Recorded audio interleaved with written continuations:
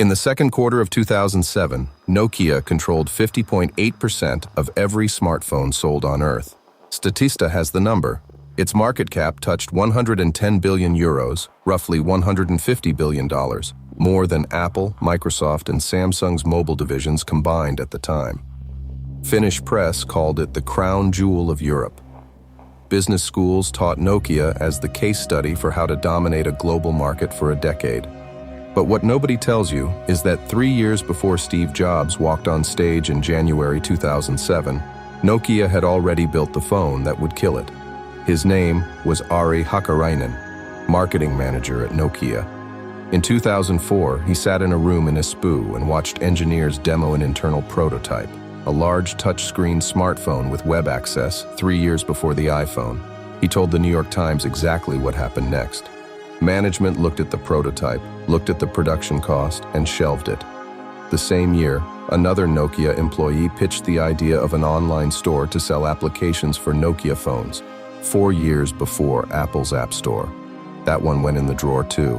In 2005, Nokia actually shipped a touchscreen Linux tablet, the 770, 2 years before the iPhone, 5 years before the iPad, and Gadget reviewed it. It worked. So here is the question that will frame the next 10 minutes. How did the company with the product, the operating system, and 50% of the market lose $130 billion in 6 years? What does it mean for every dominant company today sitting on a prototype its CEO refuses to ship? And what can you, if you run a team or a company, actually do with this lesson before your own burning platform catches fire? 2007. Nokia is not a phone company. Nokia is the phone company. 50.8% smartphone market share in Q2. Roughly 51% of every mobile phone, smart or not, sold on the planet. $150 billion in market cap. More than Netflix, Tesla, and Disney combined at the time. The man at the top is Jorma Ollila, CEO from 1992, then chairman from 2006. He is the architect of the Nokia miracle, the pivot from rubber boots and cables to the device in every European pocket. Finland considers him a national hero, and inside Nokia's R&D labs in Espoo and Tampere, Ollila's engineers had been building the future for years. The Nokia 7700, announced October 2003, the Nokia 7710, November 2004, Nokia's first touchscreen phone. A full touchscreen prototype demoed internally in 2004, the one Hakkarainen told the Times about. The Internet Tablet 770, announced at Linux World Summit in New York on May 25, 2005, touchscreen, Wi-Fi web browser running a Linux operating system called Memo that would eventually evolve into Mego. Here is what the counterfactual looks like. If Nokia had shipped that 2004 prototype in late 2005 or 2006, Apple would not have entered a blank market in 2007. It would have entered a Nokia-defined market. Carriers around the world already had Nokia on speed dial. 50% of the world's pockets already had a Nokia device in them. The iPhone launches in that universe as a challenger to a category Nokia already owns. That is not what happened. What happened was a series of meetings. Internal, quiet, uncovered years later by the New York Times and by Risto Siilasmaa, who became Nokia's chairman in 2012 and wrote a book called Transforming Nokia in 2018. Siilasmaa documented the mechanism. Inside Nokia, people stopped telling senior leadership bad news because they assumed leadership already knew. Middle managers feared killing the quarterly Symbian revenue more than they feared missing the next platform. When the 2004 touchscreen prototype went up the chain, the answer came back. Production costs are prohibitive, Symbian is printing money, kill it. The App Store idea killed the same way. A Nokia engineer in 2004 pitched selling software for Nokia phones online. No follow-through. 4 years later, Apple would build that exact business and turn it into the most valuable software distribution channel in mobile history.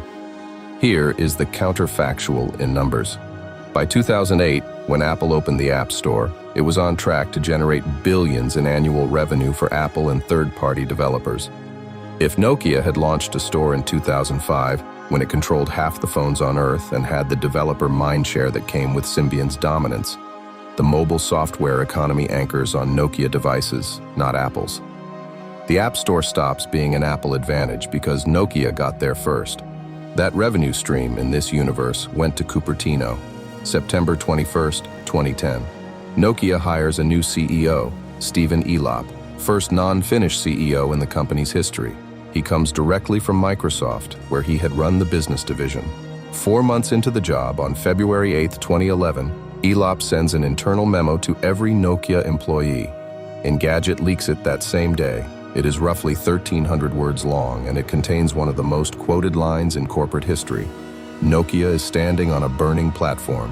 Elop writes, verbatim, "The first iPhone shipped in 2007, and we still don't have a product that is close to their experience. Android came on the scene just over 2 years ago, and this week they took our leadership position in smartphone volumes. Unbelievable." 3 days later, February 11th, 2011, Elop stands on stage in London and announces a strategic partnership. Nokia's primary smartphone platform going forward will be Microsoft's Windows Phone. Symbian will be phased out. Mego will be phased out. What nobody in that room knows is that Nokia's own Mego team had already built the phone that could have saved the company. The counterfactual here is the one that hurts.